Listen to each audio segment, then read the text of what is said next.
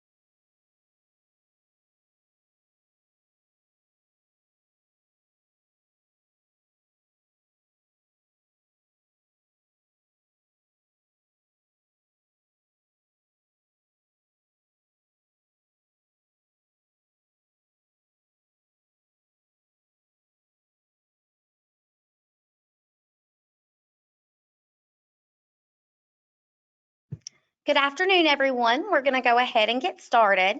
Welcome to the Greenwood, South Carolina Chamber of Commerce webinar series. My name is Janet Balsiger, and I will serve as your moderator for today's session. We would like to start out by thanking Duke Energy, the title sponsor for our 2020 The Spirit of Small Business initiative. Duke Energy is helping to keep the spirit of small business alive by supporting their customers and communities with up-to-date information, financial resources, and community donations. During the presentation, your microphone will be muted. If you are joining the call via telephone, please refer to your side panel for your audio pin. Please enter that pin when prompted if you have not already.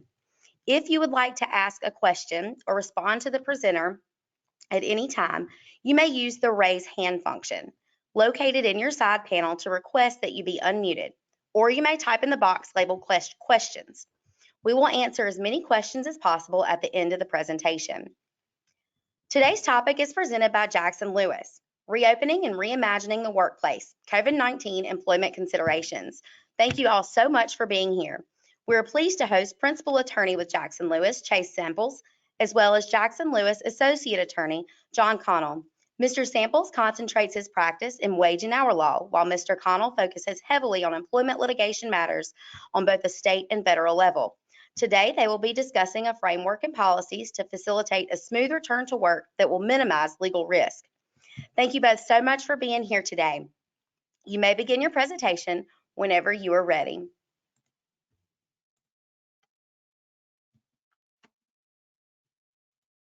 Good. Well, very good. Well, thank you, Janet, for that introduction, and special thank you to the Greenwood Chamber for giving us this chance to talk about a topic that we're frankly excited to talk about after the last several months of what we've been going through. It's exciting to talk about actually reopening the workplace. So John and I are glad to be here with you this afternoon. John and I practice at Jackson Lewis, and those of you who are familiar with our firm, we're an exclusive management side employment law firm. So we deal with any issues that arise in the workplace between you and your employees. Hopefully we help you out before it becomes litigation, but a large part of our work is litigation. We also do advice and counsel on labor and employment law matters. So that's a little bit about us before we get started, so you'll at least know who's speaking with you this afternoon. You know, you're all muted right now, as Janet just said, and I want to try to make this this presentation as interactive as we can. And so to that extent, I would encourage you all now, if you've got an extra computer monitor, if you're in the office or if you're at home, if you could just type in on your cell phone the web address that's on the screen there, www.pollev.com/JL Greenwood.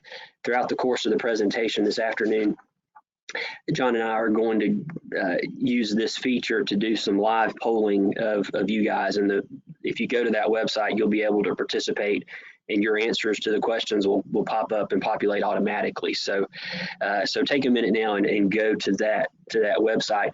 The other option for participation is using the question pane in the chat bar on GoToWebinar. So if you've got a question, John and I want to try to answer it. We may not get to everyone, but at the end, we're going to reserve some time for questions. So if you've got questions, be sure to type those into the chat box, and we'll address those at the end. All right, so this will help us just know who we're talking to. Which of the following best describes who you are? I see some, it's working. Okay, great.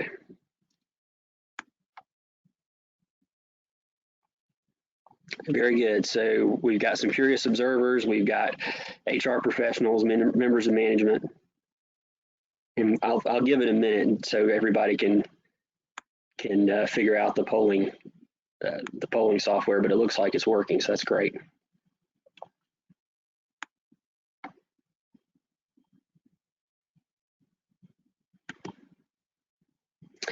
All right. And I don't know if it's just my screen or if everyone sees this, but for some reason this particular slide is not centered. Hopefully that'll resolve itself shortly. But what's the current status of your workforce?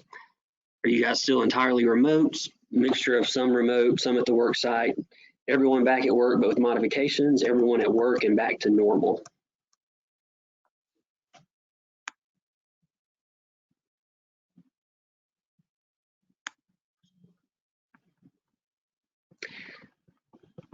So it looks like most of you are either entirely remote or some remote and some at the work site. I think option B probably describes most employers right now in South Carolina. You've got some folks working remote, but some still at the job site. So that's great. We're going to talk about a lot of things for both camps today, whether you're entirely remote or you've got some of your workforce that's remote and some at the job site. All right, so with that introduction, I'm going to turn it over to John to walk us through what we're going to be talking about today. Thank you, Chase. Again, this is John Cannell, and Chase and I work alongside each other. And want to first say thank you to the Greenwood Chamber of Commerce for hosting this. We're excited to be here, and I think kind of as Chase was just alluding to, we're really looking at some of those employers that either are partially back to open, so to speak, and not entirely remote, and of course entirely remote. And so a little bit about the agenda today. We like to categorize this as the life cycle of the return of the workforce. So today what we're going to talk about is returning employees to the workforce, and once they return, what kind of questions and testing can you implement? Once you implement those tests, what does the workplace actually have to change? Are there going to be any modifications? And then what happens if COVID-19 arises back in the workplace? What do you do? How do you handle it? And at the same time, any additional accommodations and leave. So we first start out with returning employees to work. And we get a lot of questions regarding how do we get employees back to work? Is there anything special that we need to do? What type of notice is required? Can you call, text, email? What do you say? Does it matter what you say? How much time is really required before an employee can start? Can you send a mass letter? Does it have to be personal? A lot of these questions you need to think about before you bring them back. Specifically, is you need to look at offers of work and what really an offer of work is. So while we won't specifically discuss in this presentation a whole lot about unemployment, if you were an employer that had to let go of employees or that were furloughed in the process, and you know some of your employees are receiving unemployment, the South Carolina regulation and Department of Employment and Workforce, that's due, requires specific mandates for offers of work for employees receiving unemployment benefits. So this is specifically the employees that have gone out of work, are receiving unemployment, and how do you bring them back? So you can do these offers of work in two different ways. One is a verbal, and the second is a written offer of work. Now, of course, the attorney side from all of us, we always recommend documentation, written offers, and specifically the reason why is if an employer fails to abide by these specific requirements, an individual can refuse your offer to come back to work and still continue to collect unemployment benefits. So we really recommend a written offer of work. And specifically on this next slide, we'll show you what needs to be required in the offer of work. So when you send out offers of work to individuals receiving unemployment, you need to describe the nature of work. Of course, that can be the position, the title, the level. You need to talk about the wage and hours. If there have been any changes to the wages, South Carolina law requires that you provide 7 days calendar notice. So you want to make sure if you have changed the wages, that if it's decreased, you need to provide them at least 7 days before they come back. You need to also discuss the shift in the daily hours of the proposed employment. Now, number 3 on here is the expected duration of the employment. Now, really particular, you don't want to lock yourself in and state your level of employment for a year, for 6 months. While the regulations require you to discuss the duration of the employment, you want to make sure to still have an at-will disclaimer. Now, we can certainly help if you are going through this situation. We can help draft these letters for you, and we can kind of discuss. But you want to make sure that in your notice, and I'll talk about this in a second, that you allow for an at-will disclaimer. Make sure to specify that this is not a contract of employment. Again, you also need to let them know where to go, who to report to, and if for any reason why the individual refused or accept work. So what due requires you to do is, if you have done it via verbal offer, again, we recommend the written, but if an individual, an employee refuses to accept your offer, you've got to notify due that, hey, we've offered a job to an individual, he has declined it, and here's how it came about. So those are specific requirements. If you don't notify due, the individual will still be allowed to accept unemployment. So it's really important that you follow these specific requirements. So what else should you include in the return to work notice? Of course, you want to welcome your employees back. Exciting time. I know a lot of individuals and employees are looking forward to getting back to work. So you want to, of course, tell them about the start time, whether it's full or part-time. Again, as I discussed, any reduction in wage, you need to advise them 7 days in advance. And importantly, number 4, on new health and safety policies. And we're going to discuss a little bit about some of these health and safety policies regarding social distancing and personal protective equipment. But I recommend in some of these work notice and letters that you attach a new policy if you have one. So make sure to include that in your notice so when your employees get to work on the first day, they're not confused about, oh, I didn't realize we were supposed to go here for the PPE, or I was supposed to have my temperature tested. Additional information, of course, always helps allow the employer and the individual to start off on a good footing. So what we've done similar is a hypothetical for you. What do you do if employees do not want to come back to work? So we've got an employee who was terminated or furloughed on March 15th. Since that time, the employees collected $200 in unemployment benefits from South Carolina and the additional $600 from the federal government.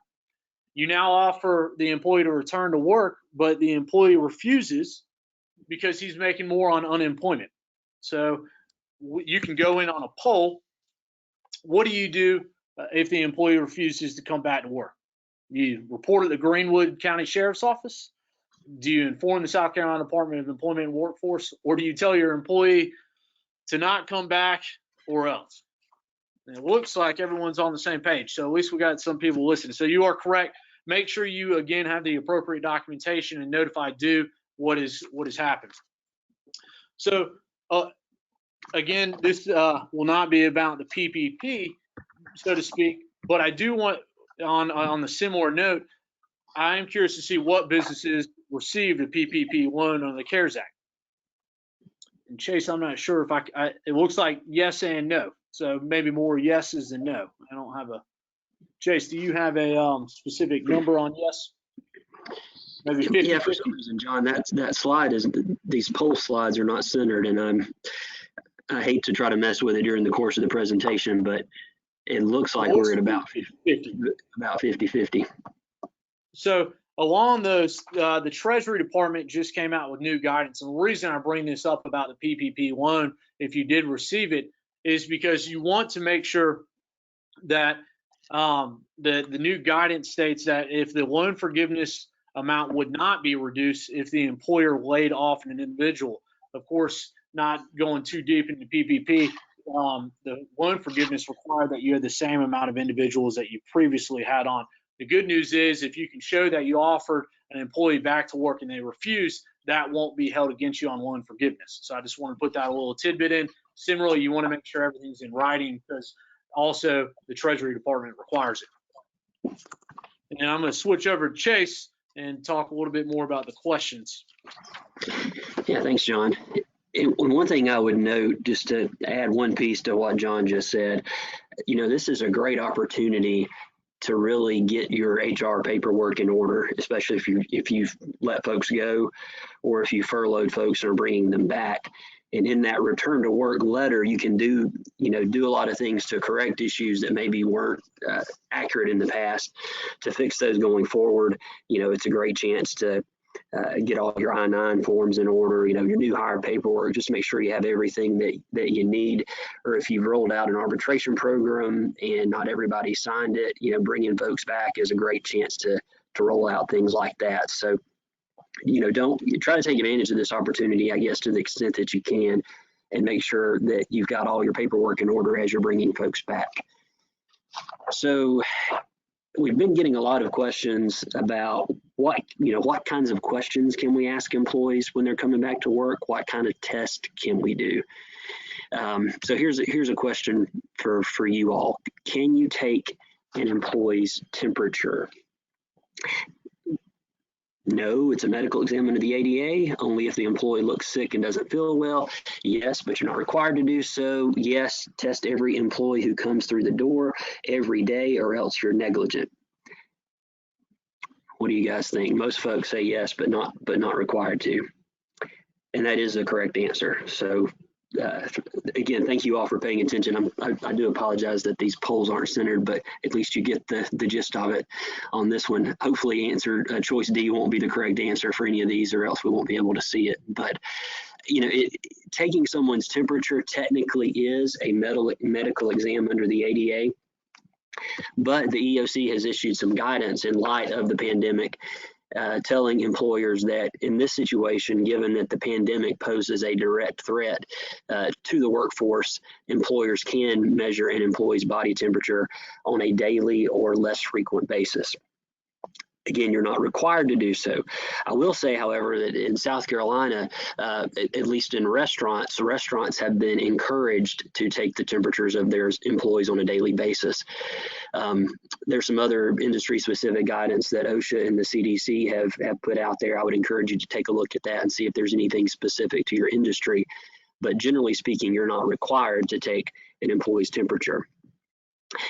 You can also take a job applicant's temperature, someone you haven't hired yet, as long as that's done post-offer, just like any type of medical exam that you're going to require of your oncoming employees. That has to be a post-offer medical exam and not pre-offer. Another issue that as a wage and hour lawyer that I think we're likely to see is whether employees need to be compensated for the time spent checking temperatures. So say you've got a large assembly line or factory workforce where you've got hundreds of people coming onto the shift at the same time and you want to take everybody's temperature. Well, it's going to take some time to develop a system that's not very time consuming. And so in the first several days or maybe several weeks, folks may spend a significant amount of time waiting in line to have their temperature taken. Our general advice is that pre-shift time should probably be compensated. In South Carolina, I think we probably have an argument that maybe it doesn't, and that it's equivalent to like a bag check security type line, but courts have been divided on that question, and depending on where you operate, in some states, without a doubt, that time is going to be compensable. So just be aware of that potential wage and hour issue there with measuring temperatures. Ideally, you would do the check after somebody has already clocked in, so that time is captured. So what else can you ask employees besides taking their temperature? You can ask them whether they're experiencing any of the symptoms of COVID-19. I had this experience this morning. I went to the dentist, and before they even let me in the door, they asked me a series of 6 questions about whether I'd, traveled recently, experienced any of the common symptoms, which are listed here. And then they took my temperature. So, this kind of thing is happening. Again, the restaurants in South Carolina have been advised to ask their employees this question. Other industries, probably not a bad idea to consider doing it. But if you are going to do it, I would advise you to do so for everybody in the workplace and not just certain employees. Don't be selective so that you don't run into any potential discrimination type claims. Be careful about asking employees about symptoms other than symptoms related to COVID-19. That gets into a medical exam under the ADA and would be impermissible. So just be careful there. Don't ask them, hey, do you have any underlying medical conditions? Do you have a weakened immune system? Those kind of questions are going to open the door to things that you don't want to know or don't need to know. So don't ask those questions. And, fortunately, you guys have probably realized this or experienced this already. There is so much information out there on the web right now. From the government and non-governmental sources, but the CDC is issuing guidance daily, literally daily for different industries. So I was looking last night at some of their latest guidance. Last week, they've issued guidance for manufacturers. There's guidance for restaurants. There's guidance for lots of different industries. So I would encourage you to check out those resources when it comes to some of the practical aspects of what we should and shouldn't be doing from employee safety, sanitation standpoint. OSHA is another great resource. Their website has, they're constantly issuing new guidance as the situation evolves. So be sure to check that out because a lot of that guidance is very industry specific. So what if you have an employee who was previously diagnosed with COVID-19 but wants to return to work? One question we've been getting and have been getting really since the beginning of this is whether we can require them to submit a doctor's note before they come back to work. And the answer is yes, you can do that. You can ask them to provide a doctor's note indicating that that they're able to return to work and they don't present a direct threat to anybody in the workplace. You may also kind of going a level beyond taking an employee's temperature, you can also actually administer COVID-19 testing to your employees. And we've talked to some clients, for example, in the meat processing industry where they're working very closely, they've gotten a lot of bad press related to COVID-19. And so they're taking the affirmative step of actually testing employees before they come to work. The EOC has said you can do that along the same reasons that you can take a temperature. But again, I would encourage you to do that for all your employees and not just single anybody out, because that, again, could open yourself up to a discrimination complaint. And with that, I will turn it over to John to talk about some workplace modifications. And I think just kind of stemming, thank you, Chase, stemming from Chase's comments a second ago, is we're seeing the workplace really evolve into different, what can and can you not do, what's allowed. I think Chase, went through some of the topics as the employees are coming through the door. So what can you do once they get through the door? And I think what you're really going to look at is what type of personal protective equipment can you require. I know that all different businesses have different, proximities of how close individuals work, how hands-on the individual may work. So we get a lot of questions is, hey, can we provide, an employee to wear personal protective equipment, including masks, gloves, different eyewear? And the answer is yes, that you can change the policy.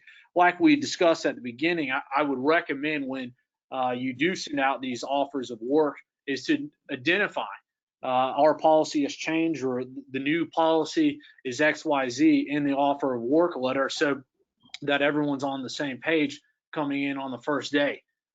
Again, as Chase just noted, look at specific guidelines and requirements for your industry from the CDC and see if some of these are applicable. Importantly, if an employee has a disability and needs a related reasonable accommodation, you've got to provide that reasonable accommodation as long as it's not an undue hardship. And really what that means is, do you need to provide non-latex gloves? Is a gown designed for an individual with a wheelchair? So certain situations with these masks, you do really need to mask or eyewear. You've got to kind of keep a lookout for that, but you can allow that. So what do you do if an employee refuses to wear or use personal protective equipment? So here's a hypothetical for you. Your company has decided to implement a mandatory mask wearing policy because employees at your facility work in such close quarters. Well, you've got an employee comes up saying he's not wearing a silly old mask, and you can't make him wear it. His neighbor doesn't wear the mask, so why should he? He says that wearing masks is against his right, and he's not going to do it. So our question to you is, what do you do about Billy's refusal to wear a mask? Do you, A, terminate his employment? Do you send him home until he agrees to wear the mask? Ignore it and hope no one else follows his lead? Well, everyone's on it today. You are correct. You want to send him home until he agrees to wear the mask. A lot of literature has been out there and discussing what's happened. We're already seeing cases arise across the country. You want to make sure that your managers are trained not to sit on reports by employees that one of their colleagues isn't wearing a mask and potentially creating a risk for their colleagues. So after you get a report, you want to make sure you investigate and then take corrective action. If that corrective action requires that you send them home for the day and tell them to come back, but you want to make sure that you're staying on top of it and allowing your individuals to report that, because you don't want to fall asleep on it. And I know Chase wanted to talk a little bit too about some of the variations in his hypothetical. Chase and I were discussing this morning, what do you do if an employee says, well, President Trump's not wearing it, I don't want to wear it?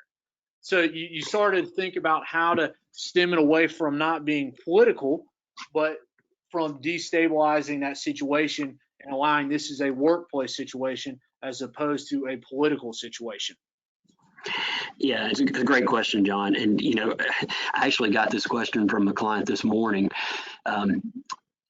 Not necessarily the political context, but as you all have probably recognized in the news, it seems like this mask wearing has become a political issue. And so folks have strong feelings about politics. And so it's just a matter of time before it creeps into the workplace.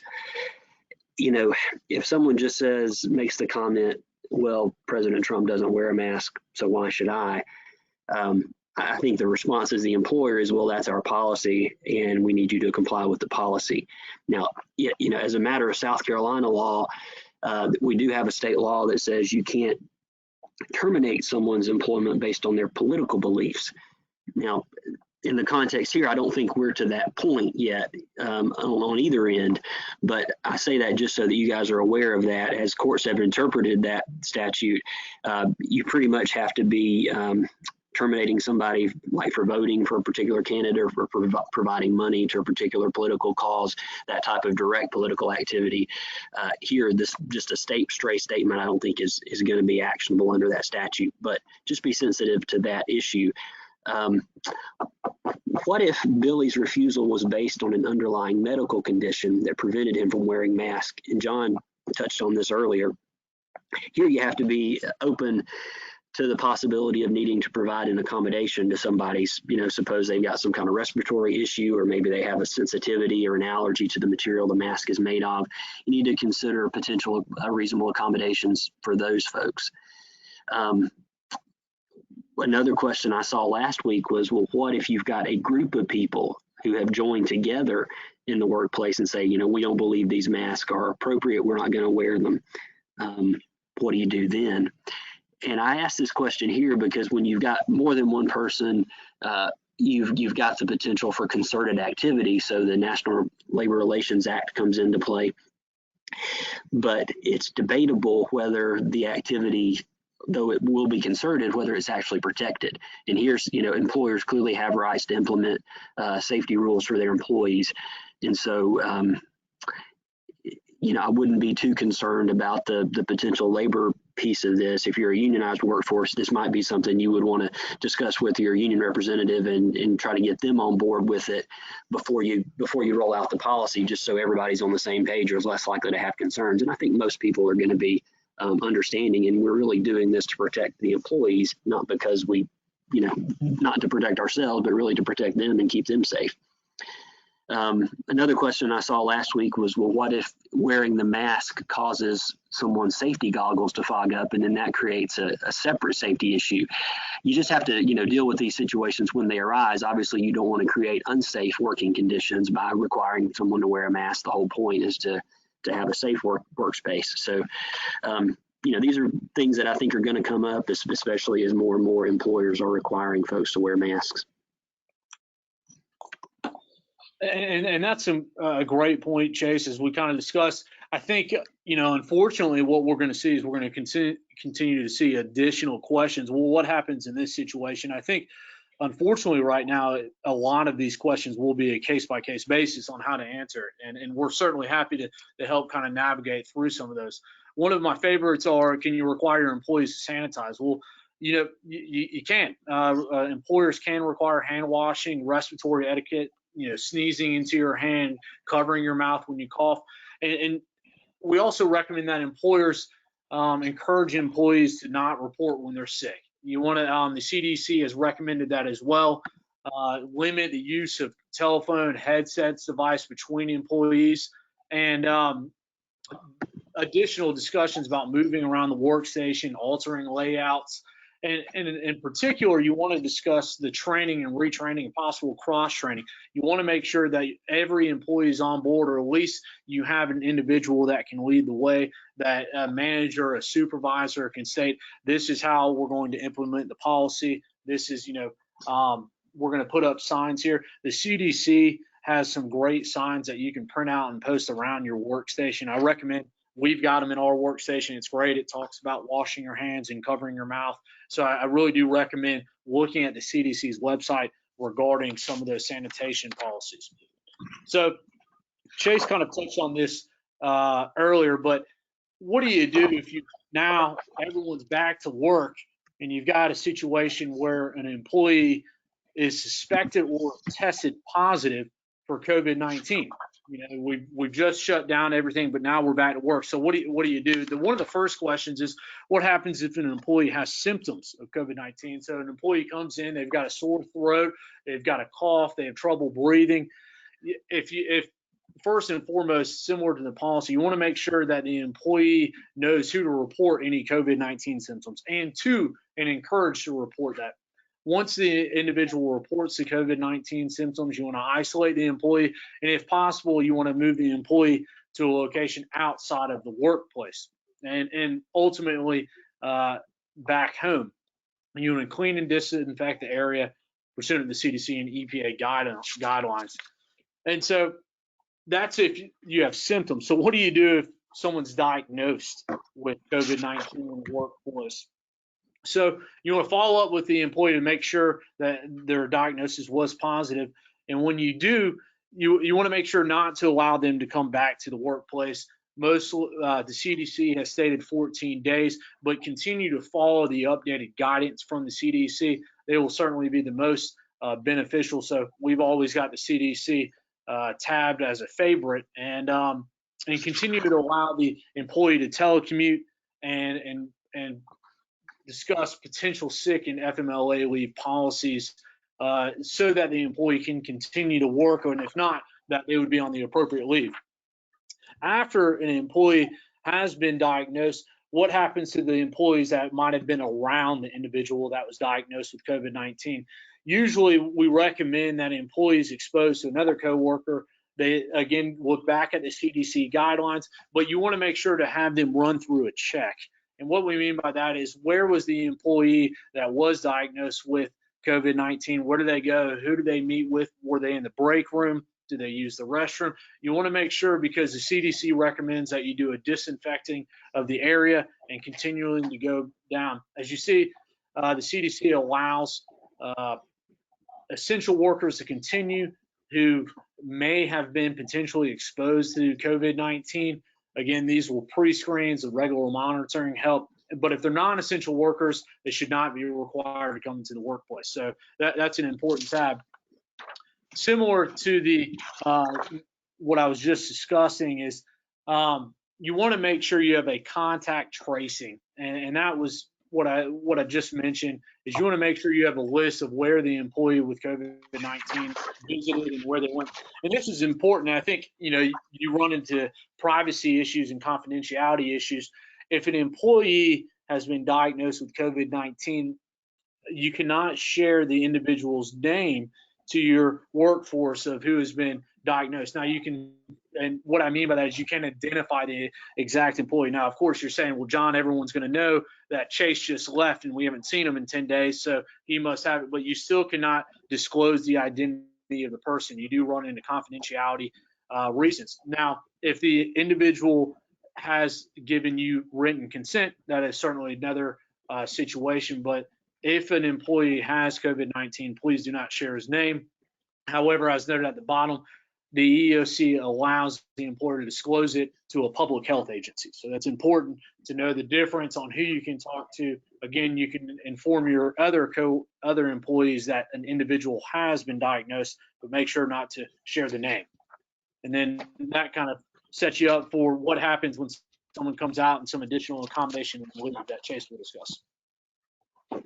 Yeah, thanks, John. So, ADA accommodations and FMLA issues are some of the more interesting stuff for the HR group. I saw we had a lot of HR folks on the call. I mean, you guys are used to dealing with these kinds of things on a daily basis, but I think the next several months are going to be, ADA and leave questions on steroids. I think we're going to, every day, most likely, depending on the size of your workforce, you're going to have accommodations questions and things you're going to have to think through. And I would say that the basic framework through which you've always looked at ADA questions still applies post COVID-19. If someone comes asking, for an accommodation, you engage in the interactive process with that employee.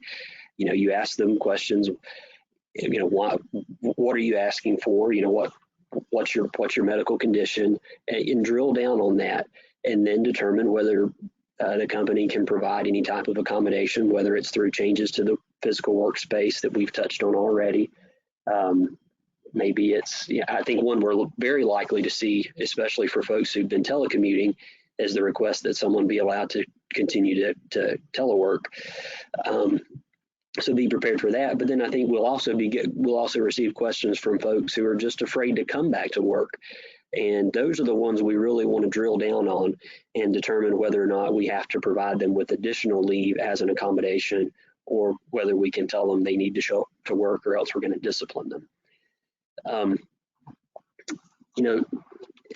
the law in this area is largely the same as it was pre-COVID-19 with two big exceptions. As you all probably know by now, if you're an employer with less than 500 employees, then employees are now eligible for 2 weeks of paid sick leave. So that's one big change. And there's very specific reasons why an employee is entitled to the 2 weeks of paid sick leave. Many of you may have already exhausted this leave for your employees because this was part of the CARES Act that was enacted in late March. So this may be old news for some of you. Others who have either had folks at work or laid off your entire workforce early on may not have dealt with this question, but these are the 6 specific reasons that someone may apply for paid sick leave. The most common is number 5, someone staying at home caring for their son or daughter because school is closed or because their child care is unavailable. A huge percentage of the workforce qualifies for those 2 weeks of paid leave. And on that point, that leads me to my second change in this area of the law, and that is that number 5 is now also an additional reason for FMLA leave.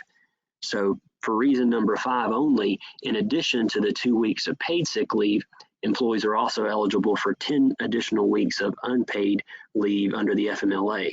So those folks get 12 weeks of protected leave, just as you do normally under the FMLA.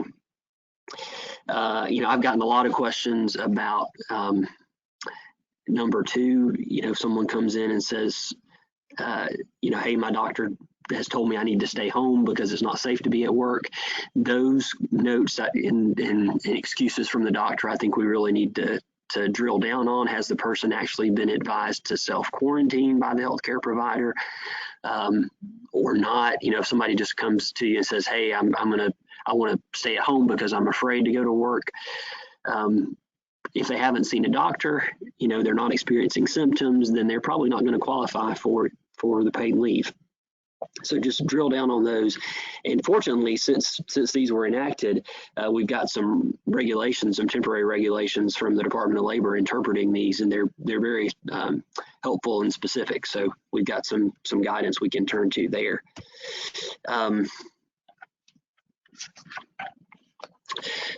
All right, let's.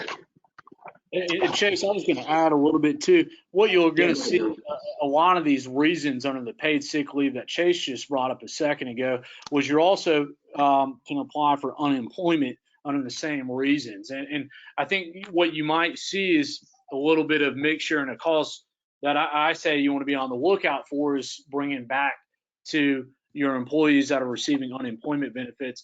For example, number 5, employees caring for son or daughter if the school or place of care has been closed due to COVID-19, is that also allows for an individual to seek unemployment benefits. And so under the CARES Act, that is, that traditionally that is not the case. So you want to be certainly cognizant of why the employee is staying home, what are the reasons, and how to properly respond to that as well. That's a good point. So let's apply this in a hypothetical. And this, frankly, this is a hypothetical I've heard several times over the last few weeks, so it's not that much of a hypo. But Jane, your employee Jane, has a known disability that makes her high risk for complications related to COVID-19. Prior to COVID-19, she worked in the office, but as a result of COVID-19 is now teleworking. Upon receiving her return to work notification, Jane requests to continue teleworking. What should you do about Jane's request? So I think this is our last poll of the day. So everybody take advantage and let us know what you think. Should you terminate Jane for refusing to work, deny her request for an accommodation, or engage in the interactive process with her and consider continued telework among other reasonable accommodations? Boy, you guys are smart. This is a great group. You're exactly right. You guys, you should engage in the interactive process with her. And I think it's going to be more difficult now for employers generally to deny employees a requested accommodation to telework if they've proven that they can telework during the pandemic and have done so successfully. We're really going to have to consider that strongly.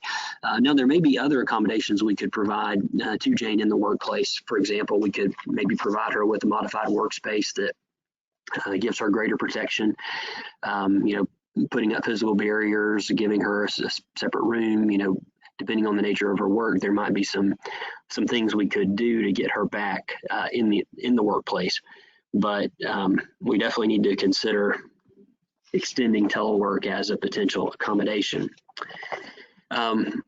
We've got some time, but before we turn to questions, one question John and I have been getting and been thinking about is, well, what's coming next now that folks are going to be back in the workplace or not? Where are the next areas where we're likely to see litigation related to COVID-19? John, I'll put you on the spot a little bit, but tell us kind of a couple of these and then I can add to it. But what do you think we're likely to see and what should employers be on the lookout for sort of on the horizon? Certainly. I'm sure that, a lot of people continue to read the newspaper and we've already started to receive some of the first lawsuits in South Carolina. I believe 3 have already been filed regarding the Families First Coronavirus Relief Act, and that's the FFCRA, regarding that additional leave that Chase was just talking about, the 80 hours. I think what we're starting to see is whether an individual is either diagnosed with COVID-19 and requested leave and it was not provided. I think what we're concerned about is, in at least some of the lawsuits that have been filed, is a lot of these plaintiffs' attorneys will receive an individual that will come in the office and say, well, can you tell me about what happened? And that individual, the employee, will state, well, I didn't get my 80 hours paid sick leave time. And I'm sitting here, and what the attorney then responds, says, well, tell me a little bit about how you got paid. And what will happen is, we've seen additional issues arise out of it. So it's not only the 80 hours of paid sick leave time, but there might be a improper deduction or something that might have been looked over.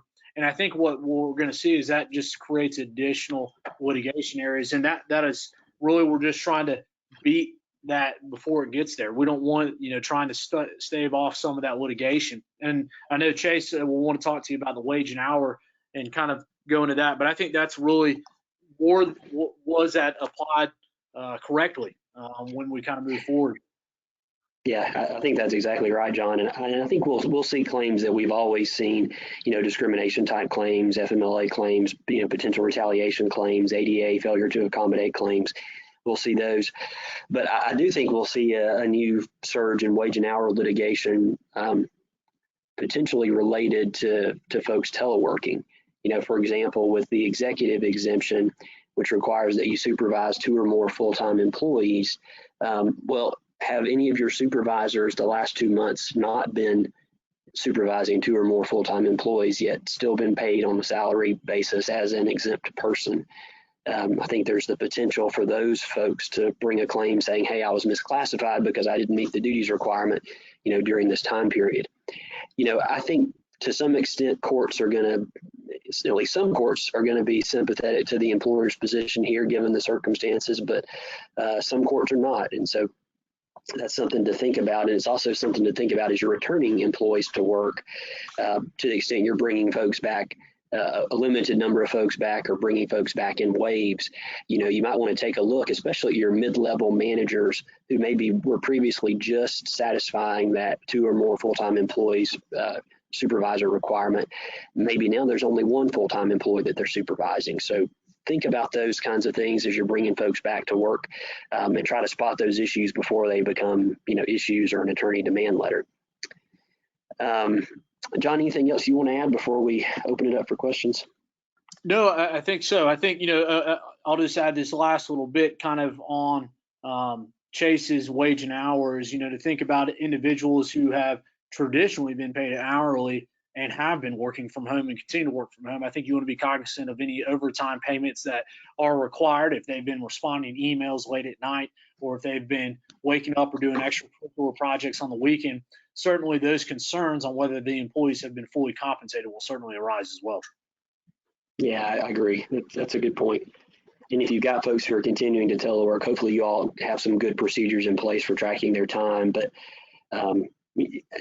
if folks appreciate the flexibility, I think, that comes with teleworking, but once they become a disgruntled former employee, then it's, hey, I was working all these hours and you weren't paying me for it. So that's a great point.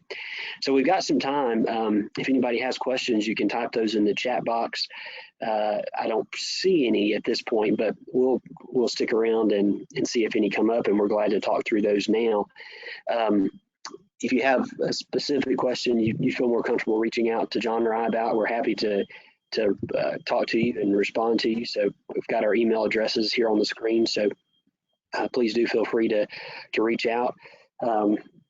You reach out to us today, we're not going to charge anything for it. If you reach out to us next week, we will. So take advantage of this opportunity, and we're glad to talk about any questions you have.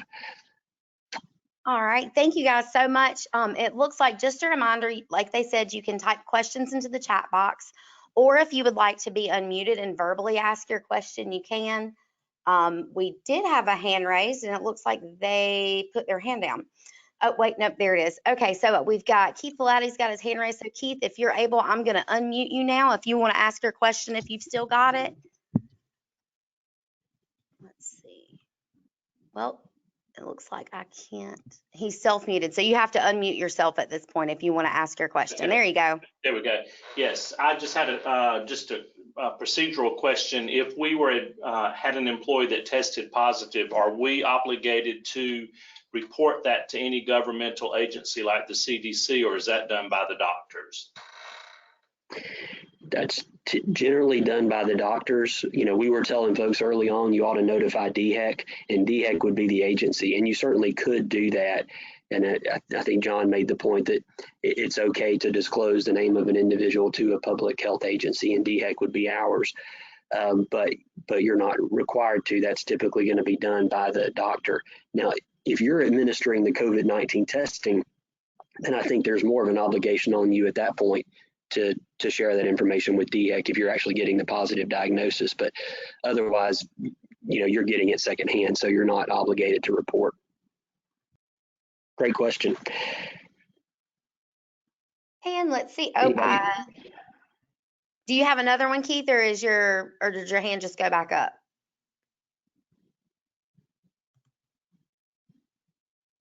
He'd have to unmute himself again. My hand's down. Okay, sorry. All right, it doesn't look like I see any more questions. Does anyone else have questions they want to ask now? Oh, we got one. Hang on just a second, and I'll unmute you, Kevin. There you go. All right, Kevin, you're unmuted.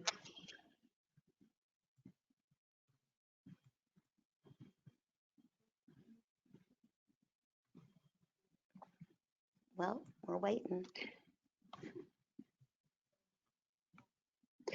Kevin, we can hear. Yeah, Kevin Prater did have his hand raised, and then he disappeared on me. So, okay.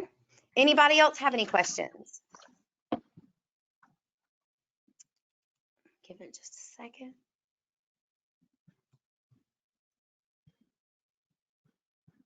Just to reiterate, as Chase said, if someone feels more comfortable with giving us a call or shooting us an email, we certainly can help out and provide any response. If it may be a little bit more personal, no problem on that as well. All right, well, it looks like that's all we've got for now. So I appreciate you both spending your time with us today and putting this all together. We really appreciate it. Thank you so much. Also, thanks to our attendees for coming and joining us. You're going to receive a follow-up email that will contain a survey. Please fill this out, as it helps us to provide you with more valuable programs and webinars that'll meet your best interests. A recording of this presentation will also be attached in the same email, as well as uploaded to the Chamber YouTube channel. For more information on accessing our channel, visit www.greenwoodscchamber.org. And if that's all we've got for today, thank you guys so much. I hope everybody has a wonderful afternoon. Thanks, everyone. Take care. Thank you so much.